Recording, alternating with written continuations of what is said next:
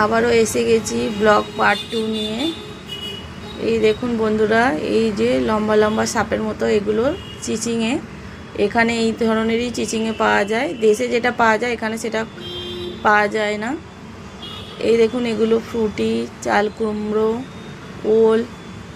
আর এই দেখুন বন্ধুরা কাঁচা আম, এই যে সিমলা মির্চির পাশে যেগুলো ছিল ওগুলো কাঁচা আম। বন্ধুরা একটা জিনিস আপনাদের দেখাই, দেখুন দেশে কিন্তু আমরা কোনোদিন এই আলুগুলো দেখিনি, লাল লাল আলু।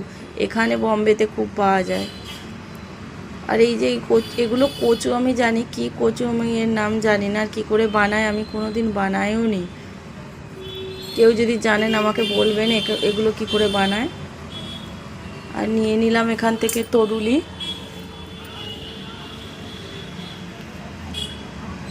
তারপরে দেখুন এখানে দেখাচ্ছি কত লেবু, দেখুন চারিদিকে পাতি লেবু এসছে।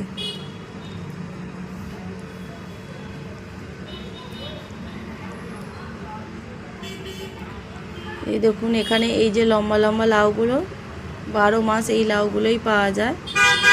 গোল লাউটা খুব একটা পাওয়া যায় না, শীতকালে তবু পাওয়া যায়, নাহলে সব সময়ের জন্য ওই লম্বা লাউটাই পাওয়া যায়। এই দেখুন আমি মার্কেট থেকে বেরিয়ে এসেছি, যাব বাড়ি।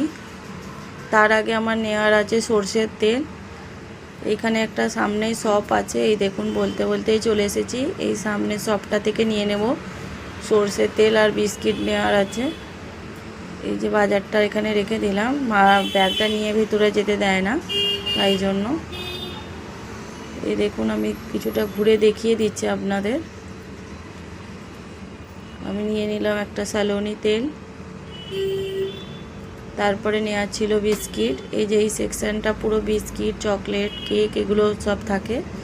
আর তার সামনেটাই ম্যাগি আর এইসব এইসব আইটেম আরও নানান ধরনের থাকে। যে নিলাম, নিয়ে ঘরে চলে এসেছি। এই আপনাদের সঙ্গে ভাবলাম শেয়ার করে দিই কী কী আনলাম। আমি নিয়েছিলাম 2টো মোনাকো বিস্কিট, আর 1 লিটার সর্ষের তেল, আর একটা লিটল হার্ট বিস্কিট, এভরিডে একটা দুধের প্যাকেট, কারণ আমরা রচা খাই, আমাদের দুধ বেশি লাগে না। ছেলে কোনো সময় বায়না করলে ওই তখন ও দুধ চা খেতে চায়, ওই এনে রাখলাম একটা। আর সবজির মধ্যে নিয়েছিলাম ওই যে লাউ, দেখুন কিরম লম্বা লাউ, আর করলা, বাঁধাকপি, সিমলা মির্চি, আর হচ্ছে ফুলকপি আর তরুলি। আর ছেলের জন্য একটা নিয়েছিলাম ওরিও বিস্কুট, দেখাতেই ভুলে গেছিলাম। টাটা।